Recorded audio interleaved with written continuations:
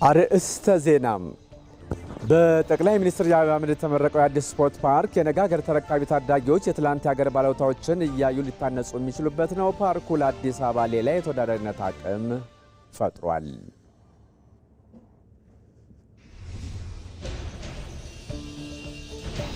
ግብርና ላይ የተንጠለጠለ ኢኮኖሚን ብዝሃ ዘርፍ በማድረግ ባለፉት 8 ዓመታት ከፍተኛ ለውጥ ተገኝቷል። ኢኮኖሚው ብዝሃ ዘርፍ ሲሆን ደግሞ የተረሳው ማዕድን ትልቅ አቅም እንዳለው ታይቷል።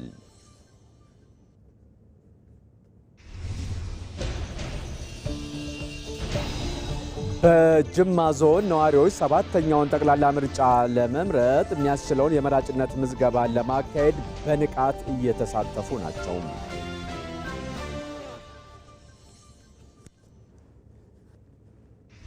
ከውጭ የዜና ምንጭ ኢራን የሆርሙዝን ሰርጥ ካልከፈተች መሰረተ ልማቶቿን እንደሚያወድሙ የአሜሪካው ፕሬዝዳንት ዶናልድ ትራምፕ በድጋሚ አስጠነቀቁ።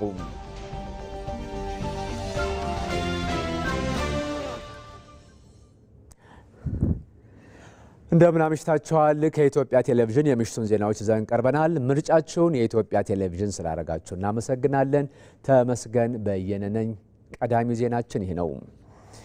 ጠቅላይ ሚኒስትር አብይ አህመድ የሀገር ግንባታ ስራ ትናንትን በወጉና በቅጡ የሚያስታውስ እንዲሁም ነገን የሚሰራ ሁለት መሰረታዊ ምሰሶችን የያዘ መሆን አለበት አሉ። ጠቅላይ ሚኒስትር አብይ ይህን ያሉት በትናንትናው ዕለት በአዲስ አበባ ከተማ ካሳንቺስ አካባቢ አዲስ ስፖርት ፓርክን መርቀው ለአገልግሎት ክፍት ሲያደርጉ ነው። የስፖርት ፓርኩ የነገ ሀገር ተረካቢ ታዳጊዎች የትላንት የሀገር ባለውለታዎችን እያዩ ሊታነጹ በሚችሉበት አግባብ የተሰራ መሆኑንም ጠቅላይ ሚኒስትሩ አንስተዋል። ዛሬ እዚህ ቦታ እንዳየኸው ሁለት ነገር አቅፎ ይዟል። አንደኛ እነ አበበ ቢቂላ፣ እነ ምሩጽ ይፍጠር፣ እነ ቀነኒሳ፣ እነ ደራርቱ ሐውልት የተሰራላቸው ቦታ ነው። እነ ጥሩነሽ፣ እነ መሰረት ደፋር ተራ ዜጋ አይደሉም። ብዙዎቻችን በእንባ ያራጩ ለትውልድ ምሳሌ የሆኑ ኢትዮጵያን በዓለም መድረክ ላይ ከፍ ብላ እንድትነሳ ያደረጉ ጀግኖች ናቸው። እነዚህ ሰዎች ከሞቱ በኋላ በሰልፍ ብንቀብራቸው በቂ አይደለም። በህይወት እያሉ መከበር አለባቸው። የነሱን ክብር ያየንበት ቀን ነው። ያ ግን ብቻውን በቂ አይደለም። እንዳየው በሁሉም መስክ ህፃናት፣ ታዳጊዎች መሰልጠን የሚችሉበት ስራ ሰርተናል። ማንን እያዩ? ደራርቱን እያዩ፣ ኃይሌን እያዩ፣ ቀነኒሳን እያዩ፣ ጥሩዬን እያዩ። እነዚህ ይሄንን እያዩ ካደጉ እሱን ለመሆን ስለሚሰሩ ኢትዮጵያ በቀጣይነት በዓለም መድረክ ስሟን የሚያስጠሩ ጀግኖች ትፈጥራለች ማለት ነው። ሳንዘራ ማጨድ አይቻልም። ጠቅላይ ሚኒስትሩ የሀገረ መንግስት ግንባታውን ለማድረግ እንዴት ላንቱን ከዛሬ አሰናስሎ ለነገ የተሻለች ኢትዮጵያ የሚሆኑ ስራዎች ሊጠናከሩ እንደሚገባም አሳስበዋል።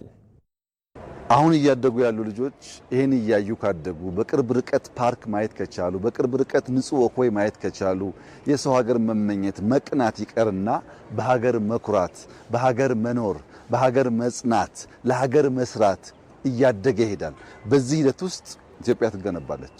ኔሽን ቢልዲንግ የምናስብ ሰዎች ሚዲያ ብቻ የሚገነባው ትምህርት ብቻ የሚገነባው አድርገን መውሰድ የለብንም። ብዙ መስክ ሊሰራ ይገባል። በተለይ ደግሞ ትናንትናና ዛሬ ማሳሰር፣ አድዋንና ታዳጊ ማሳሰር፣ ደራርቱንና የነገዋን ደራርቱ ማስተሳሰር፣ እንዲህ እያደረግን በሄድን ቁጥር ኢትዮጵያ የሚገባትን ቦታ የሚገባትን ክብር ትይዛለች። በተያያዘ ዜና የአዲስ ስፖርት ፓርክ በሁሉም መስክ ቀዳሚ ሆና እየተሰራ ስላለችው አዲስ አበባ ሌላ የተወዳዳሪነት አቅም ነው ብለዋል ከንቲባ አዳነች አቤቤ። ደረጃቸውን የጠበቁ ሁሉንም የስፖርት አይነቶች በአንድ ላይ የያዘው ፓርኩ ዓለም አቀፍ ውድድርን ለማካሄድ ከወዲሁ ጥያቄም ቀርቦለታል። ይመራደም ወደ ስፍራው የመጣ ሁሉ ይሄ ይጎለዋል፣ ይሄስ አልተካተተም ብሎ ሳንካ ሊያወጣለት ፈጽሞ አይችልም። የእግር ኳሱ መጫወቻ ሜዳው፣ የመረብ ኳሱ ቢሉ፣ የህፃናት መዝናኛው፣ የውሃ ዋና ገንዳ ቢሉ፣ የጂምናዚየም ስፖርቱ፣ እረ ሌላም የታለ ቢባል ሁሉም በቦታው ላይ ራሱን ገልጾ እዚህ ነኝ ያለሁ ይላል። በአዲስ ስፖርት ፓርክ ጎራ ከተባለ የቱ ላይ ልዝናና እንጂ ይሄን ፈልጌ ይሄን አጣሁ ብሎ ነገር የለም። ሁሉንም የስፖርት አይነት በ5.7 ሄክታር መሬት በአንድ ስፍራ ላይ የአዲስ ስፖርት ስፖርት ፓርክ በሁሉም መስክ ቀዳሚ ሆና እየተሰራች ላለችው አዲስ አበባ ሌላ ድምቀቷም ኩራቷም ሆኖ ተከስቷል። ይህ ሁሉ ጥረት ታዲያ ለምን ቢባል ለሕዝብ የተሰጠን ክብር ለመግለጽ ለትውልድ ግንባታ የህልም ጉልበት ሲባል ለማህበረሰባችን ለሕዝባችን ያለንን ክብር የሚያሳይ ወደፊት ደግሞ ትውልድን ለመገንባት ያለንን ሩቅ ያለምነውን ራዕይ የተመለከተ የኢትዮጵያን አሸናፊነት በሁሉም ዘርፍ ለማስቀጠል መነሻ የሚሆን ግብአትም የሚሆን ትልቅ ራዕያችንን ደግሞ የምንተገብርበት ስፍራ ነው ማለት ነው። ለአዲስ አበባ ብቻ ሳይሆን ሁሉንም በአካታችነቱ በኢትዮጵያ ደረጃ የመጀመሪያ የስፖርት ማዕከል ነው። የዚህ ታላቅ የስፖርት ፓርክ ሌላኛው ልዩ ክስተት የኢትዮጵያን ሰንደቅ ዓላማ በዓለም አደባባዮች ላይ ከፍ አድርገው ላውለበለቡ ስሟን በኩራት ላስጠሩ 15 እንቁ አትሌቶች የቆመው ታሪካዊ ሐውልት መታሰቢያ ነው። በጽናትና በድል አድራጊነት ስሜት የተቀረጹት እነዚህ ሐውልቶች ያለፈውን ታላቅነት ለዛሬው ትውልድ የሚያስተላልፉ የክብር ምልክቶች ናቸው።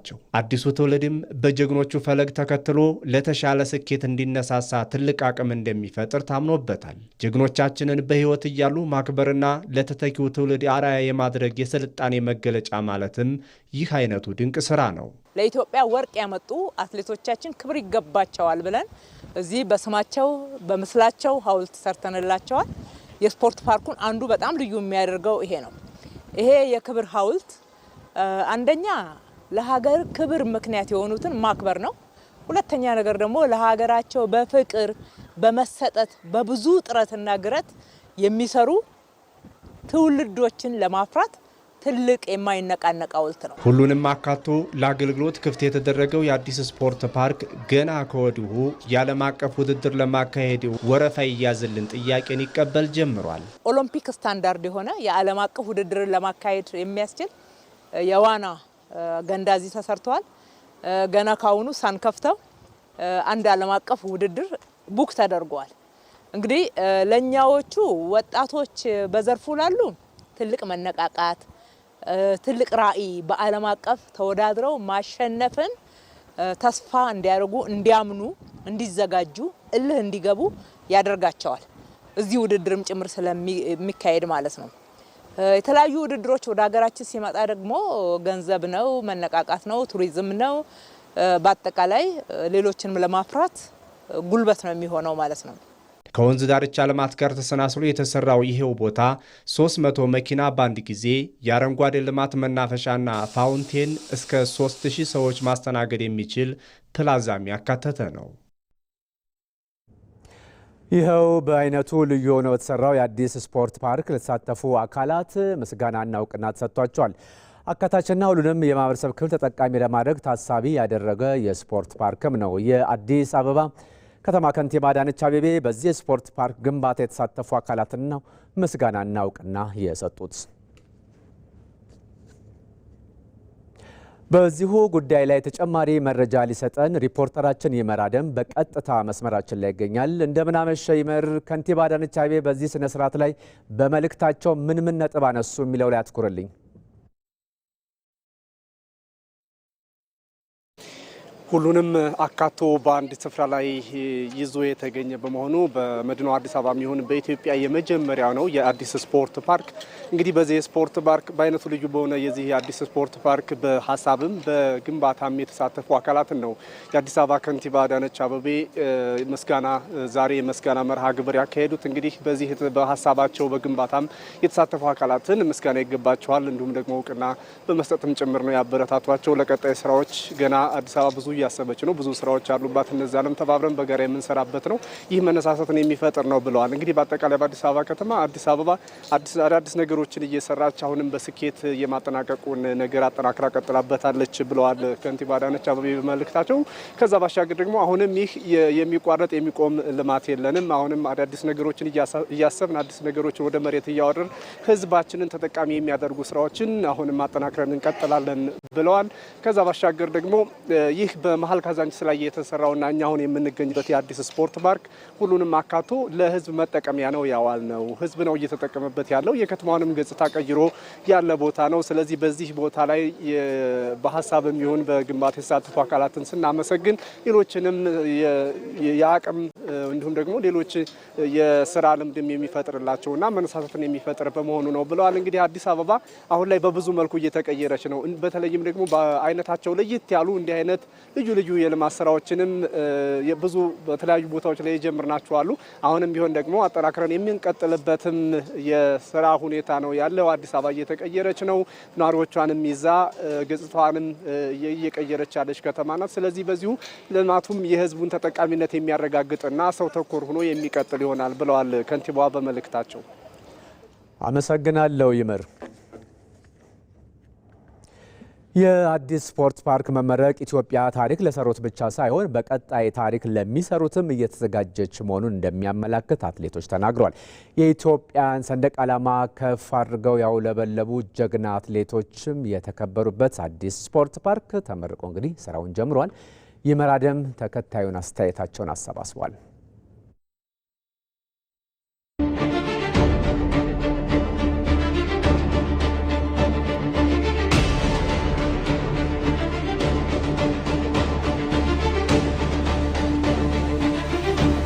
ይሄ በጣም ትልቅ ነገር ነው። ድሮ እኛ ከክፍለ ሀገር ስንመጣ ስቴዲየም ላይ የሆነ ቀለበት ውስጥ ድሮ ወርቅ ያመጡት ይገቡ ነበርና በዛን ጊዜ እነሱን አይተን ነው እኛ እንደዛ እንሆናለን። እዚች ቀለበት ውስጥ እኔ ነኝ የምገባው፣ እኔ ነኝ ኦሎምፒክ አሸንፌ እገባለሁ የሚል ህልም ነበረኝ። ዛሬ ደግሞ እንደዚህ ሐውልት ተሰርቶ ታዳጊዎች ሲያዩ ያው ጥሩ መነሳሻ ይመስለኛል። እኔ ውስጤ በጣም ደስ ብሎኛል። ይሄ ሐውልት እኔ ሮጥኩት ይሄ ሩጫ ከዛሬ 20 ምናምን አመት ነው። እስከ ዛሬ ድረስ ግን እንደዚህ አይነት እንትን አላየንም። አሁን ይሄ ለኛም ሞራል ነው፣ ለሚቀጥለው ለሚመጣው ትውልድም ትምህርት ነው። ያው ከዚህ ትምህርት ወስዶ እንደዚህ እነሱ ብዙ ኢትዮጵያኖች አትሌቶች ይመጣሉ ብዬ አስባለሁ። ትልቅ ሞራል ነው። ጂሙ ከፈለጉ ጂሙ አለ፣ ትራኩ አለ፣ አስፋልቱ አለ። ምንም ሌላ ቦታ እንኳን መሄድ አያስፈልግም። ሁሉ ነገር የተሟላ ስለሆነ በጣም ደስ ይላል። በጣም ትልቅ ሞራል ነው። በጣም ይሄንን ስናይ ለሁሉም እንኳን ለነሱ ለኛ ራሱ ገና ለሚሰራ ይቅር ላቆመ ራሱ እንደገና እንዲጀምሩ ሞራል ነው የሚሆናቸውና በጣም ነው ደስ የሚለው። እኛም በህይወት እያለን ይሄን የመሰለ ታሪኩን ማስቀጠል በሚችል ሁኔታ ይሄን የመሰለ የስፖርት ማዘውተሪያዎች መመረቃቸው ለሁሉም ለኛም ብቻም ሳይሆን ለትውልድ እኛን ለሚከተሉት በየትኛውም ሴክተር ስፖርት ውስጥ ያሉት በየትኛውም ሴክተር የሚከተሉን ሁሉ እኛን አይተው ይሄን አይተው ተተኪዎችን ዛሬ አፍርተናል ማለት ይችላል። ትውልድን በጣም ያነሳሳል። የበለጠ እንድንሰራ የበለጠ ሌላ ሰዎች ይሄን አይተው እንዲነሳሱ ያደርጋቸዋል። ስለዚህ ትልቅ ተስፋ ነው ለትውልድ፣ ትልቅ ነገር ነው ያስቀመጡት። ሰው ካለፈ በኋላ ወይም ከሞተ በኋላ ነው። ዛሬ ግን በህይወት ያለን እንደዚህ አይነት ነገር ማየታችን በጣም የሚደንቅ ነውና ለኛ በበለጠ እንድንሰራ የሚያበረታታ ደግሞ ለቀጣይ ትውልድም ደግሞ ሞራን የሚሆን ነገር ነውና ያየነው በጣም ደስ ብሎኛል። ይሄ በአጠቃላይ ለኛም ለቤተሰባችንም ለህብረተሰባችንም ለሀገራችንም ለከተማችንም ትልቅ ትርጉም ያለው ስራ ነው የተሰራውና በዚህ አጋጣሚ ክብርት ከንቲባችንን ክቡር ጠቅላይ ሚኒስትሩንም በአጠቃላይ እዚህ ጋር ያው እንግዲህ በጉልበትም በገንዘብም እዚህ ጋር የሰሩትን ከልቤ ለማመስገን ወዳለው በስፖርት ቤተሰብ ማለት ነው። አንደኛ ስፖርት አገርህንም ታስጠራበታለህ፣ ጤናህንም ተጠብቅበታለህ። ስለዚህ በተለይ ለወጣቱ በጣም ትልቅ የሆነ ነገር ነው እየተሰራ ያለውና በጣም ደስተኛ ነኝ። በጣም ሀገሬ በዚህ አይነት ሁኔታ በማየቴ በጣም ተደስቻለሁ። እዚህ ጋር የተሰራው ነገር በጣም የሚያስደስት በጣም የሚያስመሰግን ለተተኪ አትሌቶችም በፊት ለነበሩት አትሌቶችም በጣም ታሪካዊ የሆነ ስራ ነው የተሰራው። ይሄ በጣም ጥሩ ነገር ነው ብዬ ነው የምወስደው።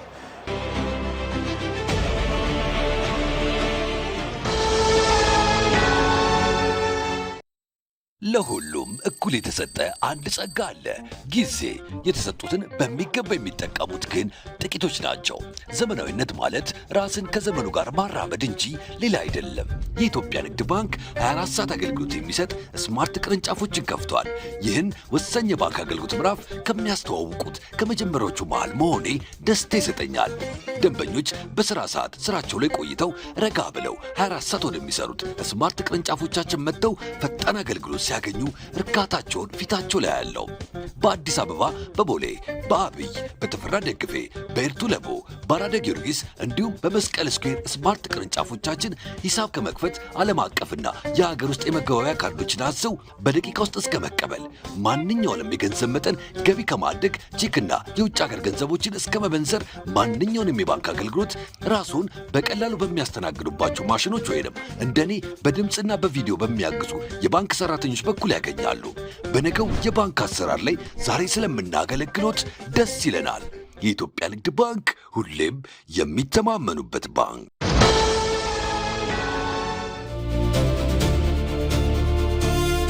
ትናንት በህልም የነበሩ ዛሬ ግን ዓለምን እያስደመሙ ያሉ ድንቅ ሥራዎች። እኛ እኮ የታደልን ነን። በገበታ ለሸገር አዲስ ውበትን ለብሰናል። በገበታ ለአገር የተፈጥሮ ምስጢራችንን ገልጠናል። አሁን ደግሞ በገበታ ለትውልድ ለነገው ትውልድ የማይጠፋ አሻራና ታሪክ እያኖርን ነው። ይህ የእኛ ስኬት የጋራ ኩራታችን ነው። ዓለም አይኑን ወደኛ አዙሯል። ኢትዮጵያ የቱሪዝም ቀዳሚ መዳረሻ ሆናለች። የወጣቶቻችን ትጋት የሀገራችን ብርሃን። ኢትዮጵያ የተፈጥሮ ምስጢር፣ የትውልድ ኩራት።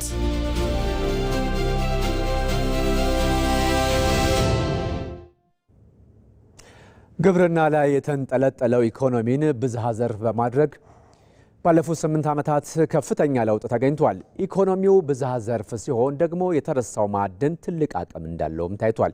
ባለፉት ጥቂት ዓመታት የማዕድን ዘርፉ የወጪ ንግዳችንም መሰረት ሆኗል። በዘርፉ የተደረገው ማሻሻያ ምን አስገኘ የሚለውን ተከታዩ የሮዛ መኮንን ትንታኔ ምላሽ ይኖረዋል። ለዘመናት በኢትዮጵያ ምድር አንድ እጅግ አስገራሚ እንቆቅልሽ ነበረ። በወርቅ ላይ ተኝቶ መራብ። ከእግራችን ስር ተቀብሮ የኖረው እጅግ ግዙፍ የማዕድን ሀብታችን እንደ ሀገር እድል ሳይሆን እንደ እርግማን ተቆጥሮ ከርሟል። በባህላዊ መንገድ ብቻ ሲቆነጠር፣ በኮንትሮባንዲስቶች ሲመዘበርና በህገ ወጥ ደላሎች ሲዘረፍ የኖረ የተረሳ ሀብት ነበር። ነገር ግን ዛሬ ያ የዝርፊያ ዘመን አብቅቷል። ትላንት በደላሎች እጅ የነበረው ቢሊዮን ዶላር ዛሬ የሀገሪቱን ማክሮ ኢኮኖሚ የሚዘውር ማዕከላዊ ምሰሶ ለመሆን በቅቷል።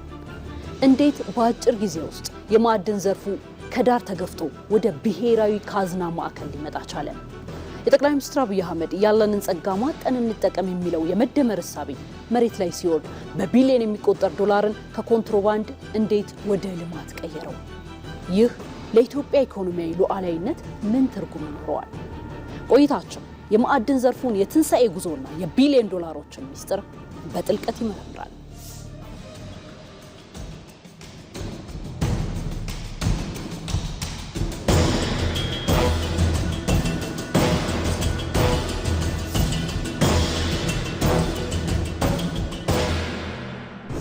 ኢትዮጵያ ከገጸ ምድሯ ግርማ ሞገስ ባሻገር በከርሰ ምድሯ ውስጥ እጅግ ግዙፍ የሆነ የተፈጥሮ ጸጋ የታደለች ሀገር ናት። ከወርቅ ኦፓልና ሳፋየር እስከ ታንታለምና ሊቲየም እንዲሁም ከፖታሽ እስከ ብረት ማዕድን ድረስ የተትረፈረፈ ጸጋ አላት። ይሁንና ለዘመናት ይህ ዘርፍ የዳር ተመልካች እንጂ የኢኮኖሚያችን ማዕከል አልነበረም። ጥናቶች እንደሚያሳዩት ዘርፉ በህገ ወጥ አዘዋዋሪዎች ተተብትቦ በቴክኖሎጂ እጥረት ታጥሮ በቢሊዮን ዶላር የሚገመት ሀብት ከባንክ ስርዓት ውጪ ይባክን ነበር።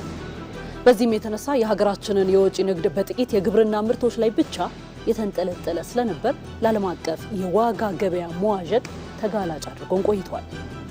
ዛሬ ግን የትርክት ተቀይሯል። እንዴት አላችሁ? ምላሹ ይህ ነው።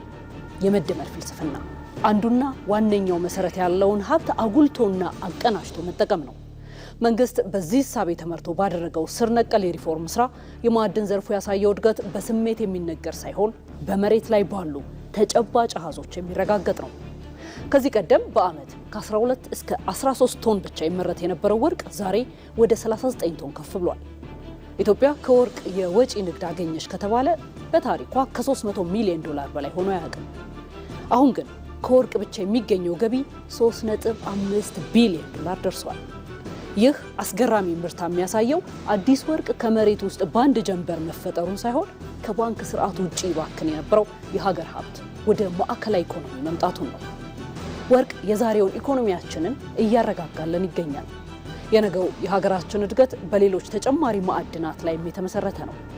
ዓለማችን በፍጥነት ወደ ኤሌክትሪክ መኪኖች እየተሸጋገረች ነው። ለዚህ ደግሞ የባትሪ ግብአት የሆኑት ሊቲየም እና ታንታለም የዓለማችን አዲሱ ነዳጅ ሆነዋል። በምዕራቡ የኢትዮጵያ ክፍል ያለውን የእነዚህን ማዕድናት ክምችት በጥሬው እንዳይወጣ መንግስት ቆራጥ ውሳኔንም አሳልፏል። ይህ ውሳኔ እሴት ተጨምሮበት እንዲላክ በማድረግ በቢሊዮን ዶላሮች የሚያስገኝ ብሩህ ተስፋችን ነው። በሌላ በኩል ደግሞ በምስራቅ የኢትዮጵያ ክፍል በቢሊዮን ቶን የሚቆጠር የፖታሽ ክምችት በስፋት ይገኛል። ይህ የግብርናው የጀርባ አጥንት የሆነ የማዕድን ዘርፍ የሀገራችንን ከውጭ ማዳበሪያ ጥገኝነት ከማላቀቅ አልፎ ለቀጠናው ሀገራትን ጭምር ተስፋን የሚሰጥ ከመሆኑ ባሻገር የውጭ ምንዛሪ ምንጫችንም ጭምር ተደርጎ ይወሰዳል። በተጨማሪ እንደ ብረትና መዳብ ያሉት የተፈጥሮ ጸጋዎቻችን መውጣት ሳይችሉ ቀርተው የሀገር ውስጥ የብረት ፍላጎታችንን ለማርካት ከውጭ ማስገባትን ይሁነኝ ብለን ይዘን ቆይተናል። አሁን ለዘርፉ በተሰጠው ከፍተኛ ትኩረት የተነሳ ኢትዮጵያ በአመት የሚያስፈልጋትን የብረት ፍላጎት በራስ አቅም ለመሸፈን ከፍተኛ ጥረት እየተደረገ ይገኛል። የማዕድን ዘርፍ እጅግ ሰፊ እንደመሆኑ መጠን ኢትዮጵያ ካላት እምቅ ሀብት አኳያ እጅግ በርካታ የስራ ዕድልንም እየፈጠረ ነው። ለአብነትም የጉባ ብስራቶች ከሆኑት የነዳጅና የተፈጥሮ ጋዝ ፕሮጀክቶች፣ የማዳበሪያ ፕሮጀክቶች፣ የሲሚንቶ ፋብሪካዎች እንዲሁም የጎልድ ማይኒንግ ኩባንያዎች ብቻ የሚፈጥሩት የስራ ዕድል ዘርፉን እጅግ ሰፊ ያደርገዋል። ጠቅላይ ሚኒስትር ዶክተር አብይ አህመድ በተደጋጋሚ እንደሚያስገነዝቡት የኢኮኖሚ ሪፎርሙ ማዕከል ብተናን ማስቀረትና ሀብትን ማሰባሰብ ነው። ይህ ሽግግር በሁለት ምሰሶዎች ላይ የቆመ ነው። አንደኛው በቅርቡ የተደረገው የውጭ ምንዛሬ ማሻሻያ በጥቁር ገበያና በመደበኛው ገበያ መካከል የነበረውን ልዩነት በማጥበቡ አምራቾች ምርታቸውን ለብሔራዊ ባንክ እንዲያስረክቡ አድርጓል። ሁለተኛው ማዕድናትን በጥሬ ከመላቅ ይልቅ በሀገር ውስጥ የማጥራት ስራ ተጀምሯል። ለምሳሌ የዓለም አዲሱ ነዳጅ የሆኑት ሊቲየም እና ታንታለም በጥሬው እንዳይወጡ የተወሰነው ቆራጥ ውሳኔ የዚህ አንደኛው ማሳያ ነው። በዚህም ሳቢያ በአሁኑ ወቅት የማዕድን ዘርፉ ከጠቅላላ የሀገሪቱ የውጭ ንግድ ገቢ ውስጥ 45 ከመቶ በላይ የሚሆነውን ድርሻ እንዲይዝ አስችሎታል። ታዲያ ይህ ሀብት ወደ ካዝናው እንዴት ሊገባ ቻለ የሚለው ጥያቄ መሰረታዊ ሆኖ እናገኘዋለን። ለዘመናት ስር ሰዶ የነበረውን የትይዩ ገበያ ዙሪትን በቀላሉ ብቻ መፍታት ዘለቄታዊ መፍትሄን ስለማያበጅ የማዕድን ሚኒስቴርና የሚመለከታቸው ተቋማት 3 ችግር ፈቺ አሰራሮችን በቅንጅት አስቀምጠዋል። የመጀመሪያው ባህላዊ ማዕድን አውጪዎችን በማህበር በማደራጀትና በዲጂታል መታወቂያ ወይም ፋይዳ በመመዝገብ አምራቾቹን ወደ ህጋዊ ስርዓት ማምጣት ነው። ሁለተኛው የኮንትሮባንድ ዋነኛ ሞተር የነበረው ጥሬ ገንዘብ በማስቀረት ክፍያዎች በቀጥታ ከባንክ እንደ ቴሌ ብር ባሉ የዲጂታል ክፍያ አማራጮች በመፈጸም ከጥሬ ገንዘብ ንክኪ የጸዳ የግብይት ስርዓት እንዲኖር አስችሏል። ሶስተኛው በኤአይ የታገዘ የመረጃ መር ክትትል ማድረግ ሲሆን የምርት መቀነስ ሲያጋጥም ወዲያውኑ የኮንትሮባንድ እንቅስቃሴን አስቀድሞ መተንበይና እርምጃ መውሰድ የሚያስችል ስርዓትም እንዲኖር ተሰርቷል። በአጠቃላይ የማዕድን ዘርፉ እያሳየ ያለው ስትራቴጂካዊ ሽግግር የኢትዮጵያን የኢኮኖሚ ትርክት ከመሰረቱ የሚቀይር ነው። ጠቅላይ ሚኒስትሩ የጋራ ብልጽግና በሚለው እሳቢያቸው እንዳሰመሩበት ከሰሜን እስከ ደቡብ ከምስራቅ እስከ ምዕራብ ያሉ የሀገራችን ክፍሎች የየራሳቸውን የተፈጥሮ ጸጋ ወደ አንድ ብሔራዊ ካዝና በማምጣት እውነተኛ የኢኮኖሚ ትስስርና የሀብት መደመርን በተግባር እያሳዩ ነው። የኢትዮጵያ ማዕድን ዘርፍ ትላንት የኮንትሮባንዲስቶች መፈንጫ ነበር። ዛሬ ግን የሀገራችንን የኤክስፖርት ገቢ ተጨማሪ አቅም ሆኖ የገቢ ምርቶችን በሀገር ውስጥ በመተካት ለነገው ትውልድ ሁነኛ ተስፋ መሆን ችሏል። በቀጣይም ይህ የተጀመረ ስኬትን አጠናክሮ በመቀጠል የማዕድን ዘርፉ የእድገታችን የማይበጠስ የጀርባ አጥንት ማድረግ ላይ እየተሰራ ነው። እናም ዛሬ የገባን ነገር ማዕድን በፊት እንደሚነገረን እርግማናችን አለመሆኑ ነው፣ የብልጽግናችን መሰረት እንጂ።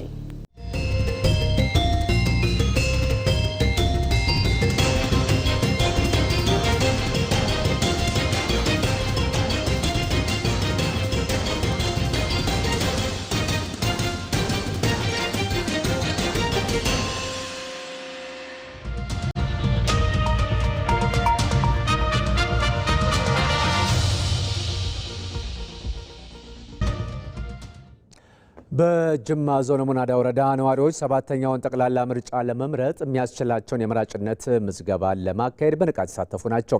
ነዋሪዎቹ የመራጭነት ካርዳቸውን መውሰዳቸው በዜግነታቸው ያገኙትን መብት ለመጠቀም የሚያስችለን እድል ነው ሲሉም ተናግረዋል። አስተያየቱን ያሰባሰበችው ራሄል አብደላ ናት። ዛሬ ለሰባተኛ ዙር ጠቅላላ ምርጫ ካርድ ለመውሰድ በአንደኛ ደረጃ ትምህርት ቤት አካባቢ ምርጫ ጣቢያ ተገኝቼ ነው ያለሁት። ምርጫ በወጣት በጣም አስፈላጊ ነው ለወጣቶች። ለምን ካርድ ስንወስድ ለኛ የሚያስፈልገውን መንግስት ለመምረጥ የኛ ድምጽ ደግሞ አስፈላጊ ስለሆነ ለወደፊታችን ይሄንን ምርጫ ለመመዝገብ እዚህ ተገኝቼ ነው ያለሁት። በምርጫ ዕለትም ማለት ግንቦት 24 እዚህ ተገኝቼ ድምጼን ለመስጠት ዝግጁ ነኝ። እድሜ ደርሶ የምርጫ ካርድ ለመውሰድ ከኔ ይጠበቃል የምለውን ነገር አውቄ መጥቼ እዚህ ይገኛለሁ ማለት ነው። ምርጫ የዜግነት መብት የምናረጋግጥበት በካርዳችን ነው። ከዚህ በፊት ምርጫዎችን ተሳትፌ ያለው አሁን ደግሞ ልዩ የሚያደርገው በጦር ሄዶ ከመታገል በምርጫ ጋር መታገል ስለሚሻል የሚፈልገው የሚያምንበትን ድርጅት የሚመርጠው ሙሉ መብት የሚያገኘው በምርጫ ካርዱ በመሆኑ ዲሞክራሲ መብታችን ተጠቅመን የምንፈልገውን ድርጅት መርጠን ለመምረጥ ነው። ካርዲ ፍላጭውን የምርጫ ካርድ መውሰድ ማለት ለኔ በተሰጠኝ መብት ተጠቅሜ የፈለኩትን መንግስት የመምረጥ መብቴን መጠቀም ማለት ነው። ለዚህ ነው ዛሬ እዚህ የተገኘሁት። ካርድ መውሰድ እንደ አንድ ዜጋ የዜግነት መብቴን መጠቀሚያ ነው። ሁሉም ዜጎች እንደኔው የምርጫ ካርዳቸውን በመውሰድ የሚፈልጉትን መንግስት የመምረጥ መብታቸውን እንዲጠቀሙ መልእክቴን አስተላልፋለሁ። ሰላም ለኢትዮጵያ ጥምረት ለሰባተኛው ጠቅላላ ምርጫ ማኒፌስቶን አስተዋወቀ። ሰላም ለኢትዮጵያ ጥምረት በሰባተኛው ጠቅላላ ምርጫ 8 ፓርቲዎችን በማጣመር ሀገር አቀፍ ተፎካካሪ ሆኖም ቀርቧል። ለሰባተኛው ጠቅላላ ምርጫ ማኒፌስቶን ሲያስተዋውቅ በጋምቤላ፣ በአማራ፣ በቤኒሻንጉል ጉሙዝ፣ በደቡብ ምዕራብ ኢትዮጵያና በደቡብ ኢትዮጵያን ጨምሮ ከ400 በላይ እጩዎችን ማስመዝገቡን የጥምረቱ ፕሬዝዳንት ሳይመን ቱቱ ገልጸዋል። ጥምረቱ የሶሻል ዲሞክራሲ ርዕዮተ ዓለምን እንደሚከተልም ነው የተናገሩት። ሰላም ለኢትዮጵያ ጥምረት ሁሉንም ዜጎች ተጠቃሚ የሚያደርግ አካታችና ማህበራዊ ፍትህ የሚያሰፍን ስርዓት እንደሚዘረጋም በማኒፌስቶ ላይ አስፍሯል። ጥምረቱ የምርጫ ምልክቱን ቡና አድርጓል። እንደ ሪፖርተራችን ባየሙላት ዘገባ ክልላዊ ፓርቲዎች ተጣምረው ሀገር አቀፍ ተወዳዳሪ መሆናቸው በምርጫው ጠንካራ ተወዳዳሪ ለመሆን እንደሚረዳቸውም ነው የጥምረቱ ፕሬዝዳንት የገለጹት። በማኒፌስቶ ዝግጅት ላይ እኛ ስንጣመር በተለያየ ርዕዮተ ዓለም ወይም አይዲዮሎጂ ነበር የምንከተለው። ከዛ ላይ ስምንታችን ቁጭ ብለን ለኢትዮጵያ ሕዝቦች የትኛው ፖሊሲ ወይም የትኛው አይዲዮሎጂ ነው ሊጠቅመው የሚችለው ከዛ በተስማማን ነው መሰረት ወደ ሶሻል ዲሞክራሲ እንድንከተል አርገናል። ጎጎት ለጉራጌ አንድነትና ፍትህ ፓርቲ አንደኛ መደበኛ ጠቅላላ ጉባኤውን በአዲስ አበባ አካሂዷል። ፓርቲው ከ3 ዓመታት በፊት በአገር አቀፍ ፓርቲነት የተመዘገበ ሲሆን በሰባተኛው ጠቅላላ ምርጫም ለሕዝብ ተወካዮች ምክር ቤትና ለክልል ምክር ቤቶች ይወዳደራል። የጎጎት ፓርቲ ሊቀመንበር መሐመድ አብራር ለምርጫው ዝግጅት ማድረጋቸውንና እጩዎችን ማስመዝገባቸውንም ገልጸዋል። እንደ ሪፖርተራችን መሐመድ ራህመቶ ዘገባ ጎጎት ለጉራጌ አንድነትና ፍትህ ፓርቲ ሰባተኛው ጠቅላላ ምርጫ ዲሞክራሲ ሆኖ እንዲጠናቀቅ የበኩሉን ድርሻ እንደሚወጣ የገለጹት ሊቀመንበሩ መሐመድ አብራር ፓርቲው ለሀገር ሁለንተናዊ እድገት እንደሚሰራም ተናግረዋል። ምርጫ ቦርድ ቬሪፊኬሽን አልፈው ያለፉት ወደ 21 ገደማ የሚሆኑት ለፓርላማ የሚቀርቡ ናቸው። ቀሪዎቹ ደግሞ የአካባቢው የክልል ምክር ቤቶች የሚቀርቡ ናቸው እና በኢትዮጵያ ውስጥ ዴሞክራሲ፣ ነጻነት፣ ሰላም እንዲረጋገጥ የሚፈልጉ አካላት በሙሉ ምርጫን እንደ አንድ ብቻ ሳይሆን እንደ ዋነኛና ብቸኛ የተረጋጋ መንግስት የምንፈጥርበት ሌጂቲሜት የሆነ ህዝባዊ ቅቡልና ያለው መንግስት የምንፈጥርበት ስርዓት አድርገው ሲሪየስሊ መውሰድ መቻል አለባቸው ብለን እናምናለን። ከሱ አንጻር በእኛ በኩል የሚደረጉ ከዚህ በኋላ በሚኖሩም ምርጫው አቅም በፈቀደ መጠን በእኛ ሌቭል አሁን የምዝገባ ጊዜ ነው። ሰዎች ምዝገባ እንዲያደርጉ እየገፋፋን ነው።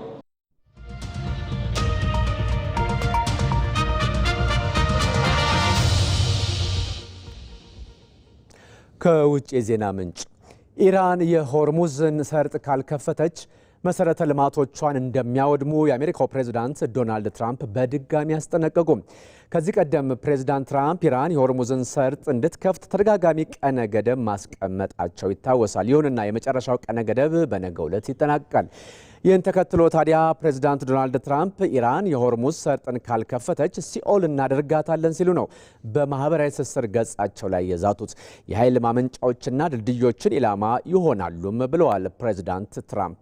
ቴህራን ወይ የዲፕሎማሲ ስምምነት እንድታደርግ ካልሆነም ደግሞ የተዘጋውን የሆርሙዝ ሰርጥ እንድትከፍት የሰጡት ማስጠንቀቂያ በኢራን በኩል ሉዓላዊነትን የሚደፍር ዛቻ በሚል በጽኑ ተወግዟል።